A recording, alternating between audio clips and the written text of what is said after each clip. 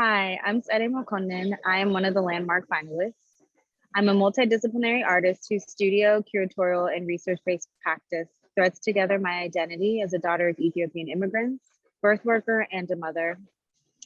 I primarily focus on migration and intersectional feminism, using light, shadow, reflection, embodiment, movement, and collaboration as materials.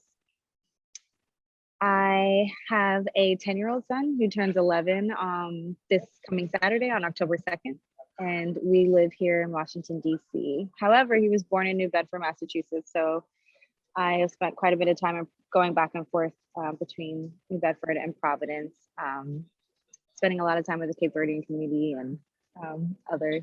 I explore the blurred transience of borders and identities, often using my body as the conduit and material, creating new visual language that portrays our geographic and ancestral connectivity across manufactured borders and circumstances. As of late, my work is an abstracted participatory intervention, drawing from universal designs that originate within the Horn of Africa and are found throughout the diaspora. Such an intervention is both an intimate memorialization and protective sanctuary for Black lives. I am an interdisciplinary artist who invests in intersectional feminism and the transhistorical forced migration of Black communities across the globe, a movement that is intimately tied to varying forms of violence and brutality. So we are proposing the construction of a site-specific public artwork dedicated to Bertha Higgins and the communities of women that have devoted their lives to building a better Providence, Rhode Island for all of its citizens. These series of sculptures are an adaptation of my light sculpture series that are influenced by historical sites such as Lalibela and Aksum, which are Black Coptic designs and architecture indigenous to Ethiopia. The works are dedicated to women who have been a beacon of light to their communities. Through reflection, light, shadows, and performance, this body of work creates spaces for those that have passed and those around us today by honoring their spirits and legacies.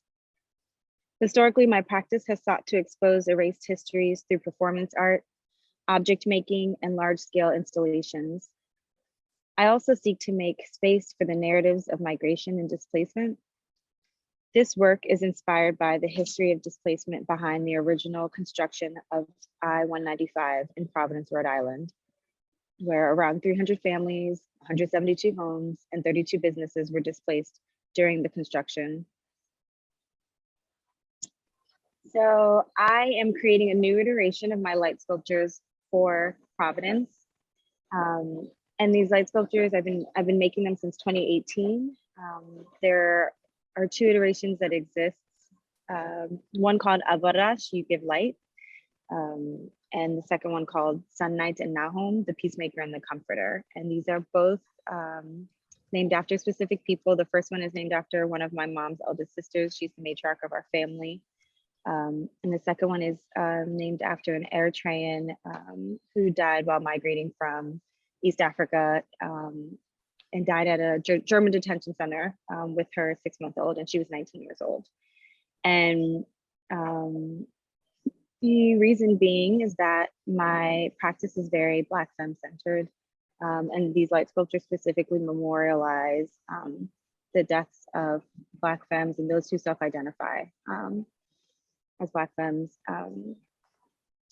while migrating from East Africa to Europe, as well as who died from state-sanctioned violence here in the United States. And also there's the important part of it being a matriarchal piece or body of work. At the base of each light sculpture that is named after a Black elder who has kind of upheld us as a society, as a community. And yeah, these light sculptures are based off of Ethiopian Coptic designs. However, the one that I'm making for Providence will include other spiritual designs that have migrated from Africa to the US, kind of following the pattern of the transatlantic slave trade, as well as other forced migrations of Black people. And I typically use, I'm inspired by Black and universal design, spiritual designs, I should say, that mean protection and healing, as well as rebirth. And those are the designs that I am focusing on for this iteration for Providence. And I also use mirror-based material because reflection is really important in my work, reflecting the community that this work is for, obviously and literally, but also in reflections, there are people missing. So it's also kind of speaking to who is not being reflected in this moment, in this community, in this world. And yeah, I'm hoping to incorporate other spiritual designs that, again, yes, they are indigenous to the African diaspora. However, they are universal, such as the Congolese cosmogram that uses cardinal points, which, like I mentioned before, shows up in other indigenous cultures around the world, including here. Also, I'm looking at Dinka symbols and Yoruba cosmology, Dogon, and other parts of the diaspora. And my hope is that these patterns, through the light that is beaming out of these light sculptures, that they cause that they influence an energetic field that goes beyond these objects and reaches across Rhode Island and definitely across Providence, and provides some healing and protection, especially for marginalized communities that exist there. And and the fact that these patterns will be projecting out and onto anyone who's close by, onto the grounds, I think, yeah, will hopefully recalibrate the energy and Rhode Island's history, and specifically Rhode Island's violent history and connection to the slave trade, and to what it has done to indigenous communities of Providence and the state. So the work aims to reflect the people of Providence, as well as allows us to reflect on and illuminate those who are missing or invisible.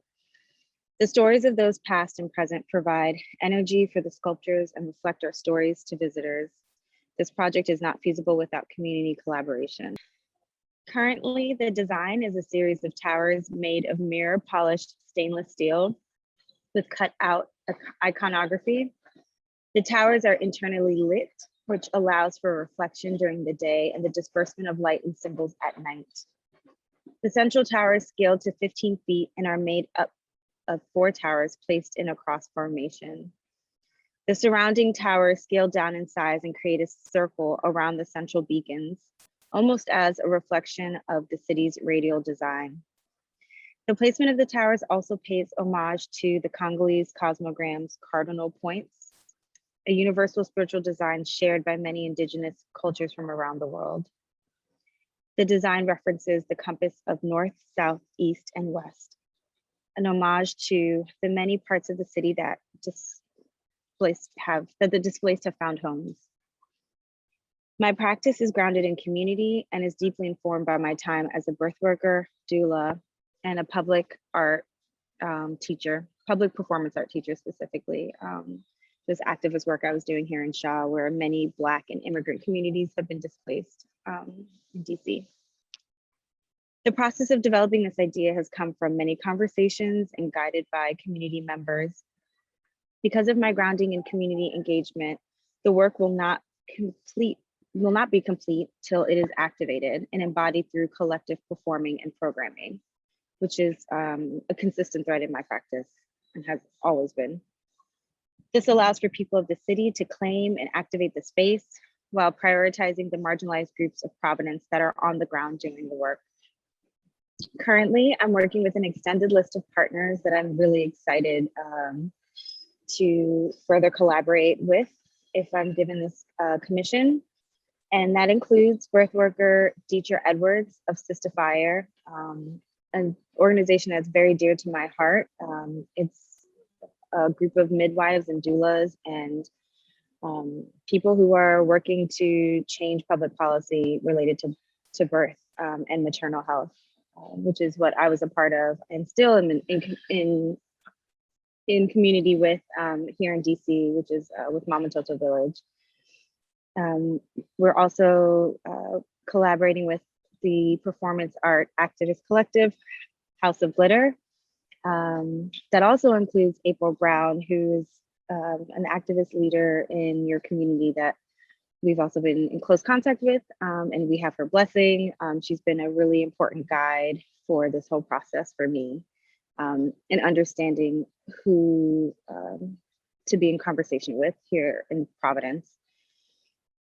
And she also is a part of the Langston Hughes Community Poetry Reading, also REJC, the Climate Justice Group in Providence. And we are also in conversation with and have the support of artist Becky Davis, who is based in Providence as well.